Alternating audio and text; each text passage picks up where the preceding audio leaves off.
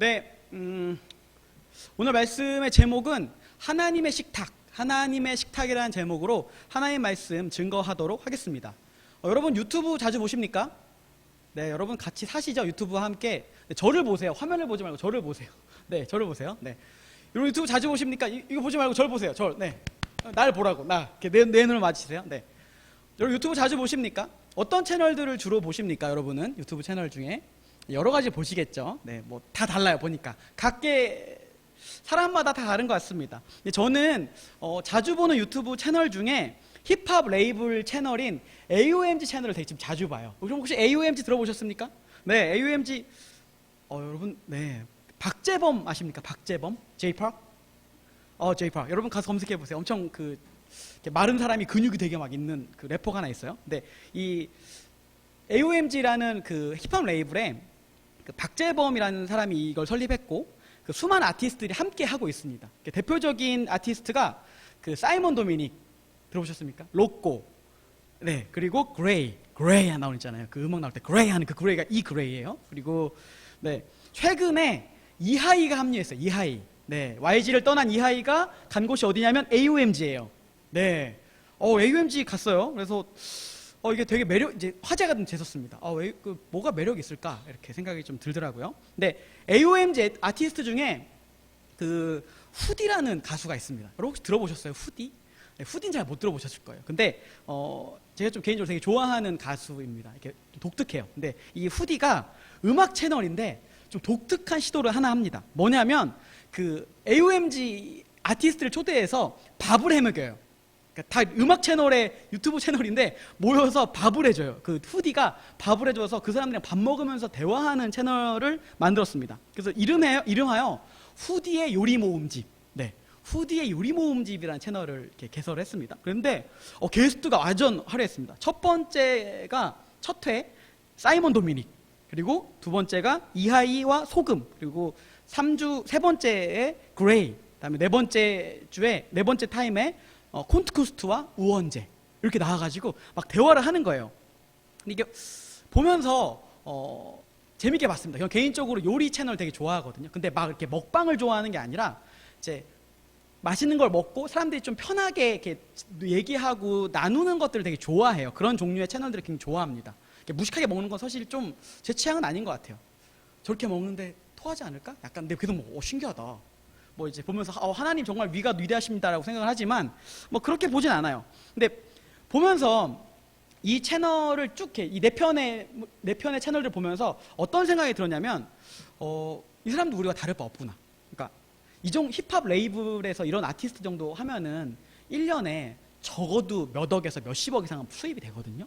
행사 한번 하면 그렇게 벌어요. 그러니까 돈으로, 인기로, 명성으로 이렇게 많이 얻었어요. 유명해졌습니다. 근데 이들한테 나름 성공도 해줬고 유명은 해줬지만 공통적 특징이 뭐냐면 나름의 애환도 있었고 슬픔도 있었고 애증도 있었고 외로움도 있었다는 겁니다. 근데 밥을 헤매기면서 이제 후디가 밥을 헤매기면서 이런저런 얘기를 하는데 속 얘기들이 나오기 시작하는 거예요. 근데 이런 이야기를 끄집어낼 수 있는 힘이 어디 있을까? 생각을 좀 해보니까 저는 두 가지였던 것 같아요. 뭐냐면은 따뜻한 밥. 여러분 밥 한 끼가 별거 아닌 것처럼 느껴질 수도 있지만 또 굉장히 중요합니다. 여러분 밥을 때운다와 먹는다는 다른 거 아시죠? 네, 여러분 밥 한 끼 그냥 먹을 수도 있지만 때울 때 여러분 마음은 어떻습니까? 굉장히 슬퍼요. 삼각김밥 한 끼를 먹을 수도 있고 따뜻한 밥 한 끼, 누가 차려주는 한 끼로 밥을 먹을 수 있어요. 근데 그 속에서 느껴지는 무게감은 전혀 다릅니다. 근데 이 후디가 차려준 밥은 따뜻한 밥이었던 거예요. 그리고 그 속에서 그 사람을 생각하면서 했던 따뜻한 말들이 있었습니다. 이 두 가지를 공통적으로 설명할 수 있는 단어가 있는데 뭐냐면 저는 온기라고 생각했습니다. 온기. 따뜻함이 있었기 때문에 이들이 움직일 수 있었다고 저는 생각을 합니다. 그러니까 후디의 식탁에 보여주는 것, 저는 이렇게 생각합니다. 뭐였냐면 인간은 모두 외롭고 온기가 필요하다였어요. 그러니까 식탁의 힘이 여기에 있습니다. 한국 사람들은 굉장히 먹는 거에 집착하거든요. 그래서 그 의뢰 인사가 뭐죠? 반가워, 잘 지내. 이게 그 다음 한 얘기가 밥 한번 먹자. 정말 밥을 먹습니까? 안 먹죠. 네, 정말 먹을 거였으면 약속을 잡지 밥 한 번 먹자라는 소리는 하지 않습니다. 이건 마치 그냥 안녕 잘 지내 그래 가 약간 이런 거랑 똑같은 얘기인 거예요. 근데 진짜 밥을 먹잖아요. 온기가 있는 식탁을 대하잖아요. 그러면 따뜻하고 그 마음이 열립니다. 그리고 그 관계 속으로 그 식탁을 열어준 사람, 밥을 차려준 사람과 깊은 관계를 맺게 돼요. 근데 이게 비단 우리 일상에서뿐만 아니라 그 성경에서도 이런 식탁에 대한 이야기가 자주 나옵니다. 그러니까 오늘 읽은 말씀에서도 식탁에 대한 이야기가 나옵니다. 그러니까 후디의 식탁과는 비교할 수 없을 만큼 온기가 넘치고 즐거움이 넘치는 식탁입니다. 뭐냐면 바로 하나님이 차려주는 하나님의 식탁입니다. 이 하나님의 식탁에 대한 이야기를 좀 해보려고 합니다. 여러분 그 식탁 속으로 한번 초청을 합니다. 자, 하나님의 식탁. 아까 후디의 식탁은 온기였다면 하나님의 식탁은 특징이 있습니다. 따라하겠습니다. 임재와 축제로의 초청. 네, 다시 한번 해볼까요? 하나님의 식탁, 임재와 축제로의 초청. 네, 요 얘기들입니다. 근데 하나님께서 그 모세와 함께 그 이스라엘 백성들과 언약을 맺으신 다음에 이렇게 세부적인 내용들을 전달받아요. 기억나시죠? 우리 다 이렇게 해라, 이렇게 하라고 계속해서 그 내용들을 전달받죠. 그리고 나서 이제 백성들이 이제 좋습니다. 오케이, 내가 이걸 지키겠습니다라고 이제 모세가 전달해요. 너 이렇게 지킬 거야? 라고 하니까 백성들이 네, 지키겠습니다라고 얘기하고 선언을 합니다. 하나님께 얘기해요. 뭐라고 얘기하냐면 이렇게 얘기합니다. 24장 3절 읽어보니까 이렇습니다. 모세는 백성들에게 가서 여호와의 모든 말씀과 율법을 전했습니다. 그들은 한 목소리로 대답했습니다. 여호와께서 말씀하신 모든 것대로 우리가 하겠습니다. 네, 하나님이 제안하셨고 백성이 오케이 하겠습니다라고 하고 서로 계약이 맺어진 상황이에요. 성경에서는 이런 언약을 뭐라고 얘기하냐면 따라해볼까요? 쌍무 언약.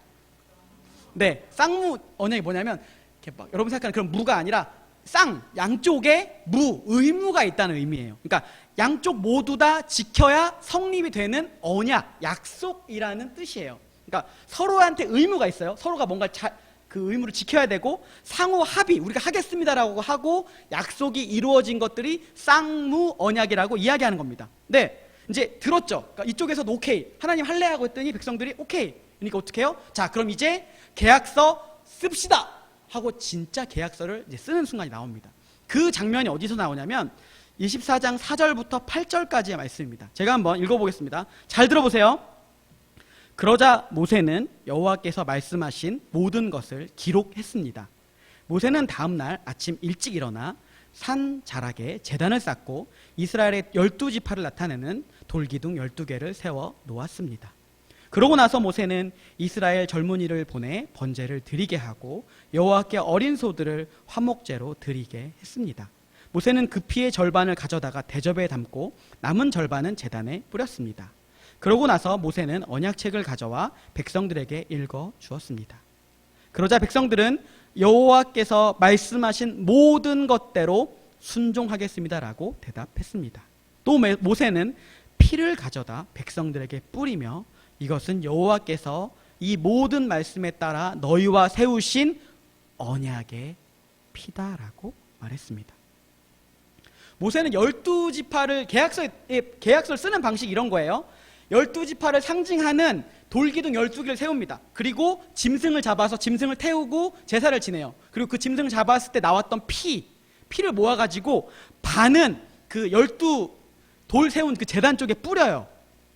그리고 반대쪽에 피의 절반을 이렇게 풀잎 같은 거에 적셔가지고 백성들한테 뿌리는 거예요. 이렇게 백성들한테. 한쪽은 제단에 뿌리고 하나님께 예배드리는 제단에 뿌리고 한쪽은 백성들에게 쫙 뿌립니다. 양쪽 모두에게 이렇게 계약을 하는 방식인 거예요. 제단은 하나님 쪽으로, 백성들에게 피를 뿌리는 건 하나님에게 사인을 한다는 의미입니다. 근데 여기서 피를 뿌리는 게 그 의미가 있습니다. 뭐냐면 짐승을 잡고 피를 뿌리는 것은 생명의 희생이 없으면 우리가 하나님 백성이 될 수 없다는 얘기예요. 우리 6월절 얘기 기억나십니까? 패스 오버. 살아났죠. 누구 때문에 살아난 거예요? 누군가 죽었기 때문에. 어린 양이 죽었기 때문에. 어린 양이 피를 흘렸기 때문에 살아난 것처럼 우리가 하나님 백성이 되기 위해서는 생명이 없으면 하나님 백성이 될 수 없다라는 거예요. 언약의 피가 없으면 우리한테 희망이 없다라는 얘기가 이렇게 보여주는 한 상징입니다. 이런 계약서를 쓰면서 어떻게 되는 겁니까? 희생제물의 희생, 그 핏부림 통해서 하나님과 백성 양쪽 모두 책임과 의무가 발생하는 거예요. 왜냐하면 서로 약속했으니까. 서로 이렇게 하겠습니다. 서로 이렇게 이런 책임을 지겠습니다. 라고 얘기하고 이제 딱 약속이 딱 이루어진 겁니다. 이렇게 약속이 이루어진 이후에, 언약식이 치루어진 이후에 하나님께서 이대로 끝내지 않습니다. 어떻게 하냐면 피로연을 열어주십니다. 여러분 결혼식 하고 났을 때 결혼식 여러분 갈 때 가장 큰 관심사가 뭐죠? 네, 밥 뭐 나오냐가 제일 큽니다. 여러분 아시죠? 이렇게 어떤 결혼식이 가장 기억에 남습니까? 신부 웨딩드레스가 예뻤다가 기억에 남으십니까? 안 나요. 뭐 먹었냐가 제일 기억에 남습니다. 하나님도 비슷해요. 하나님도 언약식을 딱 이제 언약식이 딱 이루어지고 계약을 딱 언약을 딱 맺자마자 야, 밥 먹자 이렇게 하면서 이 같이 이제 약속을 맺으러 온 이 당사자들, 모세, 그 다음에 제사장들, 함께 왔던 70인의 장로들과 함께 이 하나님의 식탁을 차려주시는 거예요. 야, 밥 먹자 하면서. 오늘 읽은 본문에 도대체 식탁이 어디 나왔는지 잘 모르겠죠. 여기 나옵니다. 9절부터 11절까지의 말씀입니다. 제가 한번 읽도록 하겠습니다. 모세와 아론, 나답과 아비후, 이스라엘의 장로 70명의 장로들은 올라가 이스라엘의 하나님을 보았습니다. 그분의 발 아래에는 하늘처럼 맑은 사파이어로 된 바닥 같은 것이 깔려 있었습니다. 그러나 하나님께서는 이스라엘 백성들의 지도자들에게 손을 대지 않으셨습니다. 여기서 중요합니다. 그들은 하나님을 보기도 했고 먹고 마시기도 했습니다. 자, 성경에서 먹고 마시다는 표현은 잔치의 이미지예요. 잔치, 파티, 축제의 이미지입니다.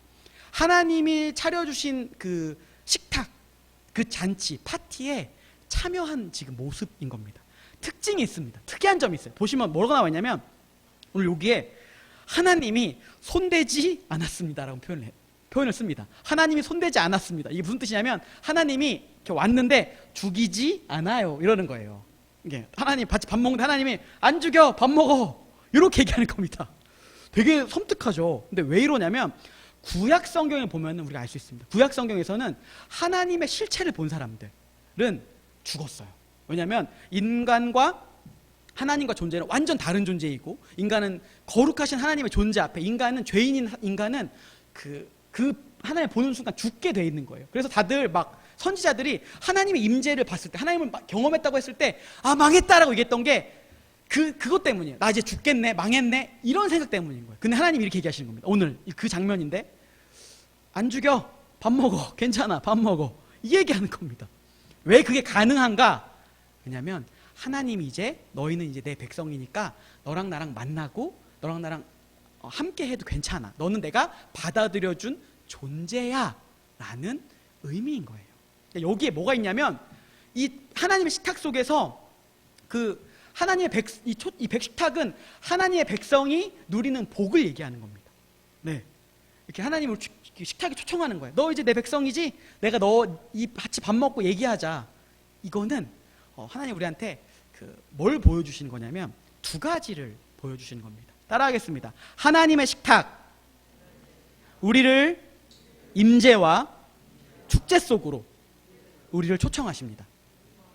네, 하나님과 함께 밥을 먹는다는 거, 하나님과 같이 식탁을 나눈다는 거, 그 얘기는 뭐냐면 하나님의 임재와 하나님이 베풀어 주신 축제를 경험한다는 거예요. 그러니까 임재와 축제, 요 두 개를 경험한다는 건데, 이걸 하나님 우리한테 초청하시는 거예요. 너 나랑 함께 있으니까 임재를 경험하고 축제를 경험해, 이런 얘기를 하는 겁니다. 근데 이 단어가 어렵잖아요. 근데 요 얘기를 좀 해볼게요.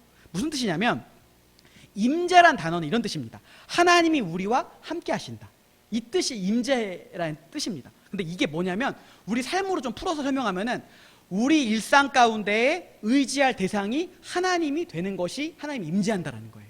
우리 일상에 우리의 마음이 우리가 의지할 만한 완벽한 대상이 누구냐? 하나님이라는 게 하나님 우리 일생에 임재했다는 뜻입니다. 이게 왜 이런 거냐면 우리는 무엇인가를 의지하며 살아갑니다. 네, 여러분 무언가를 의지하지 않고 독립적으로 살아가는 사람이 있습니까?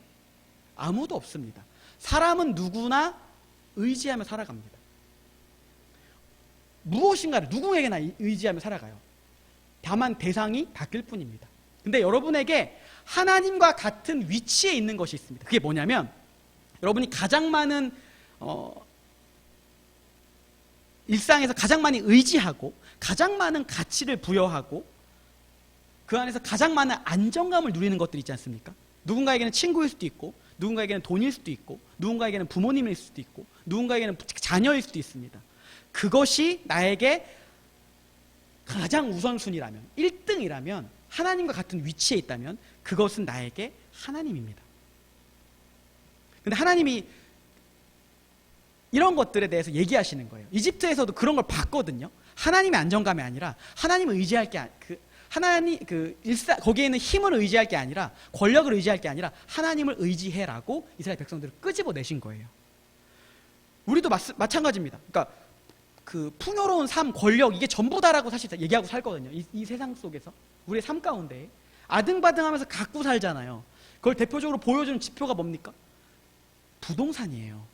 보이는 안정감, 보이는 의지할 것이 우리의 보여주는 게 부동산입니다.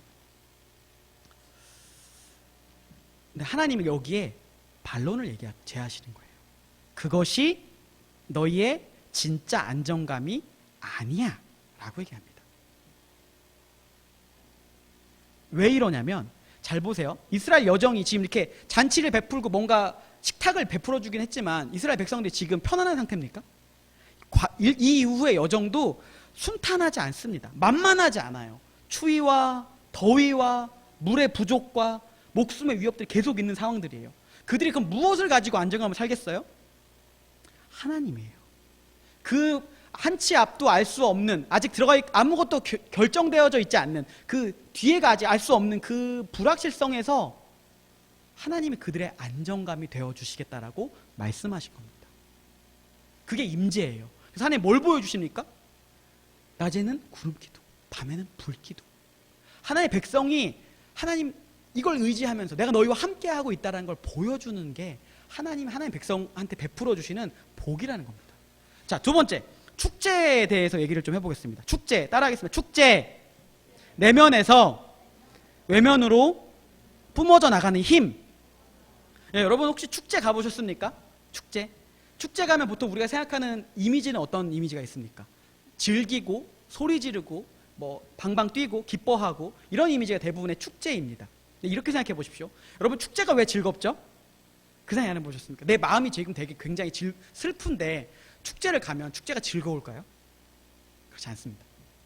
축제가 즐겁다는 얘기는 축제를 시작하기 전에 우리의 마음이 먼저 움직였기 때문에 그게 즐거운 거예요. 그 축제를 즐길 준비를 충분히 했기 때문에 즐길 수 있게 됐다는 겁니다.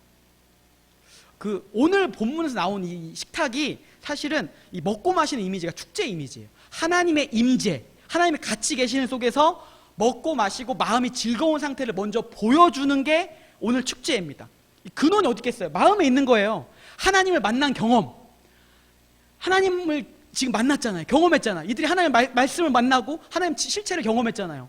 이들 안에 벌써 내면에 지금 내 앞에 주어진 상황들 가운데 내가 불안한 것들 투성이지만 내가 하나님 만난 경험이 있지, 내면의 경험들이 있지. 그럼 어떤 일이 벌어지느냐? 앞으로의 일상을 살아갈 때 이 내 앞에 주어지는 상황들 속에 부족한 것들, 나를 힘들게 하는 것들이 있을지라도 이것들을 이기고 가는 거예요. 내 안에 내면 하나님이 있는 경험들로 인해서 내 앞에 오는 모든 위험들, 문제들, 상황들을 이렇게 이기면서 앞으로 가는 거예요. 그리고 기대하는 겁니다. 나중에 하나님을 만나면, 나중에 이 땅이 끝나는 날 하나님을 만나겠지? 하나님과 함께 하겠지? 예수님이 베풀어 주신 그 축제를 함께 누리겠지? 너무 기쁘다. 이미 실체가 오기 전부터 즐기는 거예요. 종말이 오기 전부터 이미 우리의 마음속에는 그 모든 것들, 하나님과 함께 한다라는 그 기쁨이 우리 안에 있기 때문에 이걸 경험하고 산다라는 겁니다. 이스라엘 백성들도 마찬가지입니다. 여전히 광야 생활 중에 떠돌이에요. 근데 그들이 만난 하나님, 이 시기에 만난 하나님, 이것 때문에 수없이 많은 어려움들을 겪지만 그들이 내면이 단단해져서 이걸 이기고 나갈 수 있게 된다라는 겁니다. 우리의 일상도 다르지 않지 않습니까? 여러분 일상이 편하십니까? 우리 일상 광야 같지 않으세요? 삶이 지옥이라고 얘기하지 않습니까? 우리가 축제를 즐길 수 있는 힘이 여기 있는 거예요. 우리가 왜 말씀을 계속 읽어야 되는 줄 아십니까? 우리가 왜 계속 말씀 속에 머물러야 되는 줄 아십니까? 그 말씀 속에 나에게 말씀하신 하나님이 계세요. 찾아오신 하나님이 계세요. 그분이 우리한테 말씀하시는 거예요. 내가 너와 함께하지, 내가 너를 만들었지, 내가 너와 동행하지, 걱정 마. 경험하는 거예요. 이 마음의 힘을 가지고 한 발짝 한 발짝 가게 됩니다.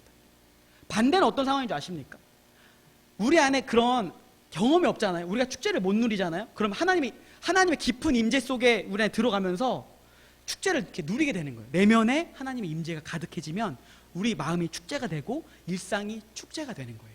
단순히 막 웃고 즐기고 떠드는 게 아니라 모든 상황들을 기쁘게 넘어갈, 모든 상황을 극복할 만한 마음의 넉넉함이 생기는 게 우리 인생의 축제라고 성경은 얘기하고 있는 겁니다.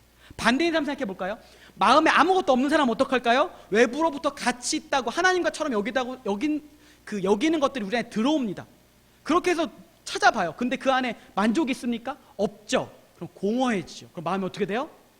지옥이 되는 거예요. 그럼 또 문제가 어떻게 해요? 또 그걸 땅을 채우게 또 채우죠.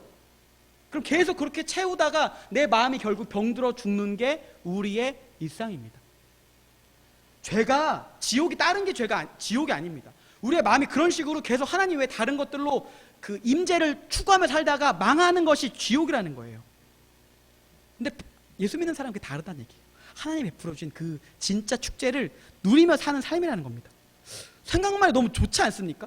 인생이 조금 팍팍해도 이겨 나갈 수 있는 힘이 있어요. 어려운 상황이 있어도 이거를 한 발짝 한 발짝 나갈 힘이 있습니다. 근데 정말 슬프게 이 언약은 아까 얘기했죠. 쌍무 언약. 양쪽이 모두 지켜야 하는 언약입니다.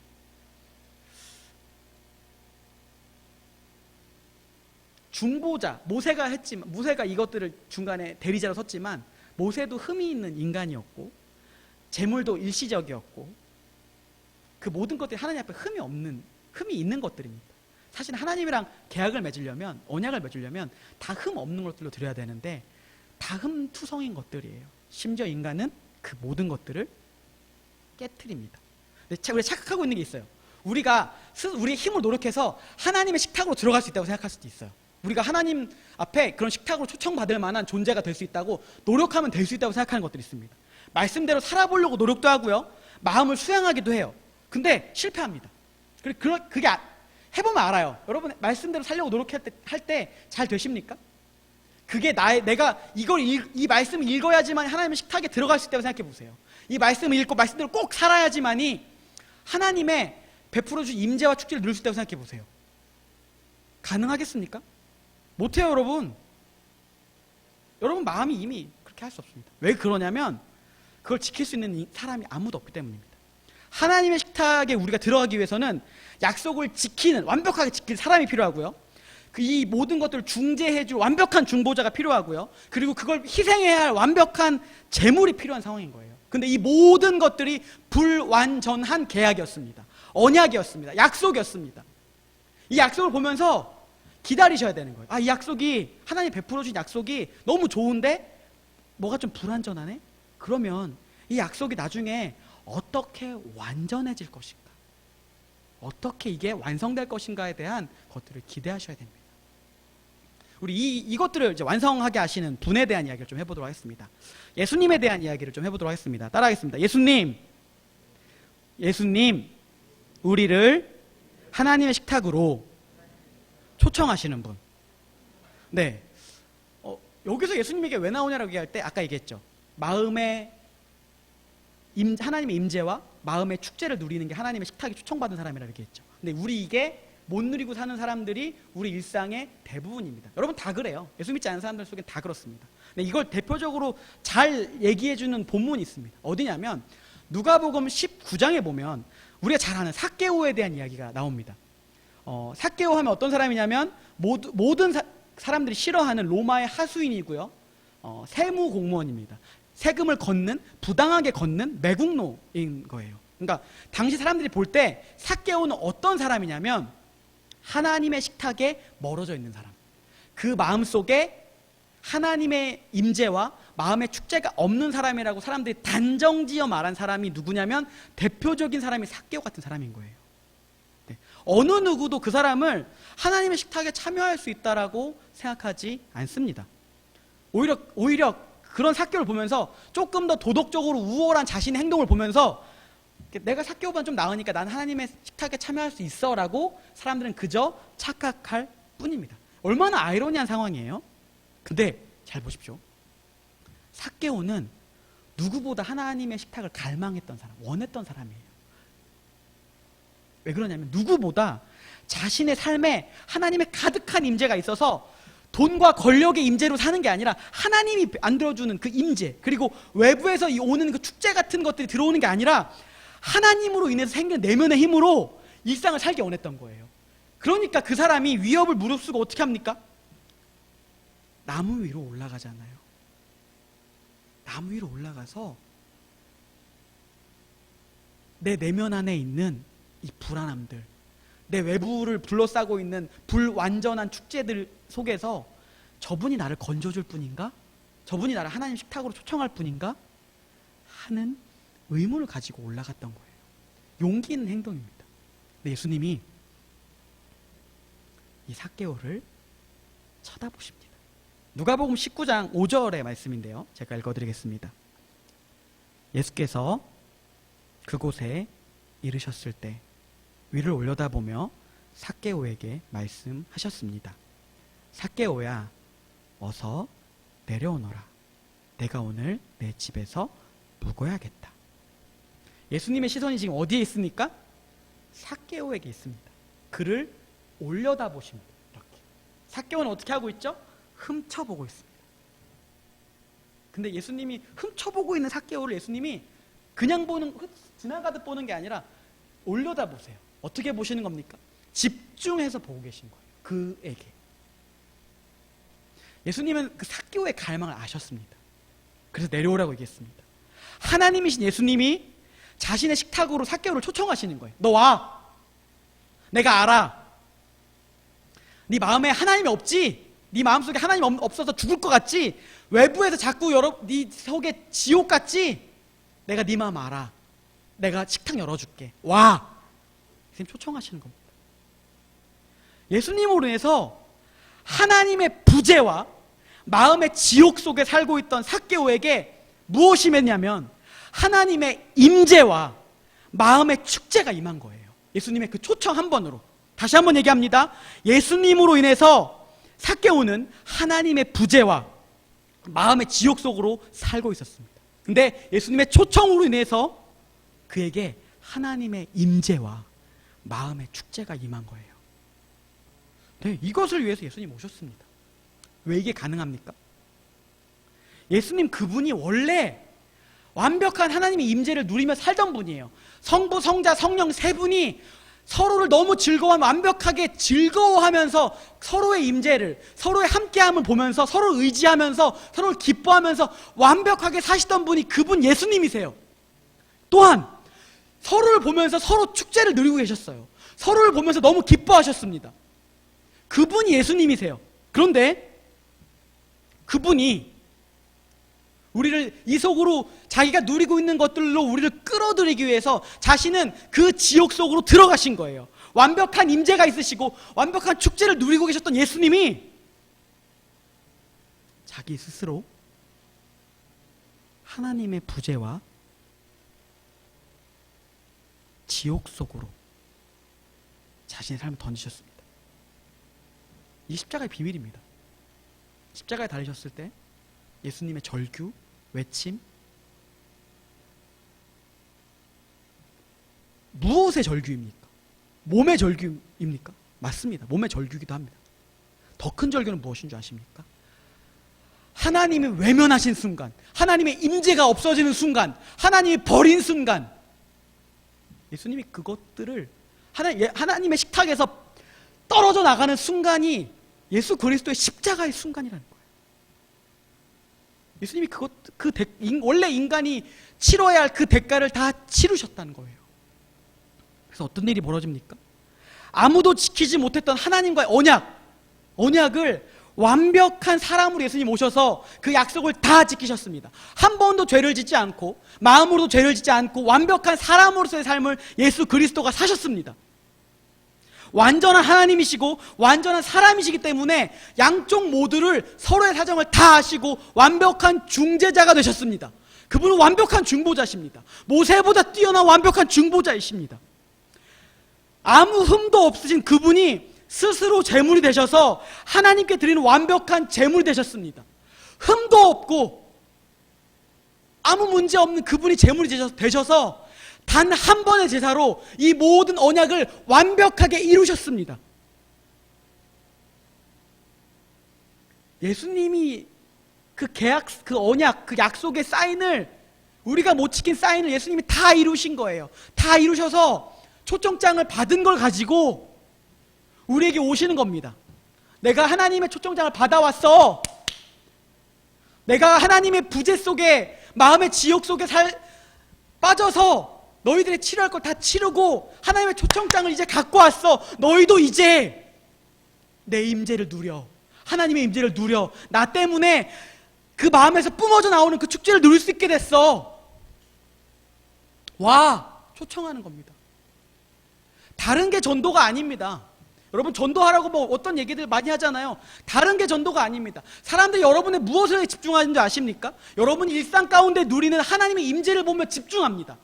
여러분이 일상 가운데 누리는 그 축제, 하나님으로부터 인해서 나오는 그 마음의 힘으로 이겨나가는 것, 기죽지 않는 것, 단단해져 가는 것, 마음이 단단해져 가는 것, 마음이 성숙해져 가는 것, 그것이 그런 여러분의 모습을 보면서, 여러분의 겉모습을 보면서 여러분의 내면에 대해서 궁금해하는 겁니다. 도대체 그 네 내면에 뭐가 있길래 너는 어떻게 누군가의 임재를 누리며 사니?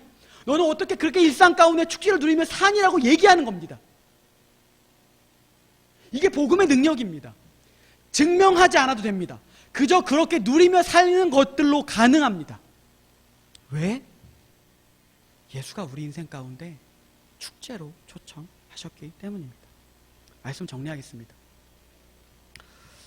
후디의 식탁 오늘 아까 보면서 어떤 생각이 들었습니까? 인간은 모두 외롭습니다. 온기가 필요합니다. 근데 하나님의 식탁은 뭡니까? 하나님의 임재와 축제로의 초청입니다. 임재는 일상에서 의지할 대상이 하나님이 된 겁니다. 축제는 그 임재하신 하나님으로 인해서 내면에서 외면으로 뿜어져 나가는 힘이 우리 안에 생겼다는 겁니다. 예수님 누구십니까? 우리를 하나님의 식탁으로 초청하시는 분입니다. 복음이 우리한테 말합니다. 예수님으로 인해 우리가 하나님의 식탁에 초청받게 되었다. 예수님으로 인해 하나님의 임재와 마음의 축제를 누리며 살게 되었다. 이게 복음의 메시지입니다.